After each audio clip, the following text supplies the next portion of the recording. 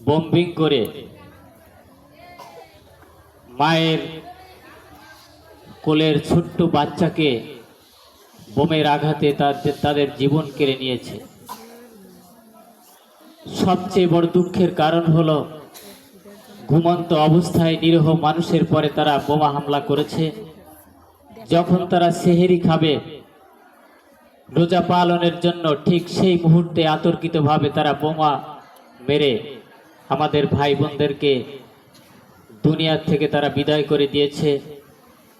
এজন্য আমাদের এই ছোট্ট পরিসরের পক্ষ থেকে আমরা প্রতিবাদ এবং তীব্র নিন্দা জ্ঞাপন করছি। সাথে সাথে মহান রবের দরবারে আমরা এই আশা এবং আকুতি পেশ করছি যেন মহান মালিক তাদেরকে শাহাদাতের সুউচ্চ মকাম দান করে। সকলে বলে আমিন। সম্মানিত উপস্থিতি, আমরা অনেক দূরে বাস করি। আমাদের কাছাকাছি হলে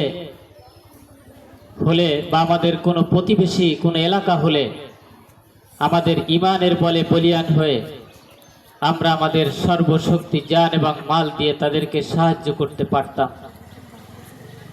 কিন্তু দূরে অবস্থান করার কারণে এত দূর থেকে আমাদের শুধু চোখের পানি আর দোয়া ছাড়া আমাদের কিছুই দেওয়ার নেই। সেই জন্য মহান রবের দরবারে আমরা দুই চোখের পানি ফেলে আল্লাহর কাছে দোয়া করব যে আল্লাহ তাআলা যেন তাদের এই ভয়াবহ বিপদ থেকে তাদেরকে মুক্ত করে দেয় এবং ফিলিস্তিনিদের আবার যেন মুসলমানদের করাতলে চলে আসে। সকলে বলে আমিন।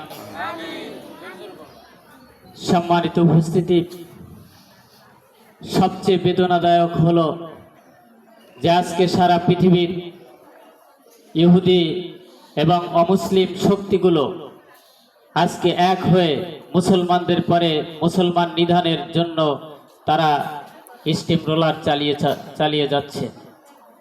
তারই ধারাবাহিকতায় এই ফিলিস্তিনি গাজার উপরে এইরকম একটি হামলা তারা বর্বর করেছে।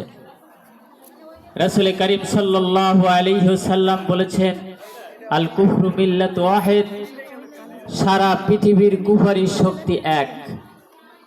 সেই কুফরি শক্তির বিরুদ্ধে আমাদের মুসলমানদেরকেও সোচ্চার হয়ে দাঁড়াতে হবে, তার মোকাবেলায় দাঁড়াতে হবে।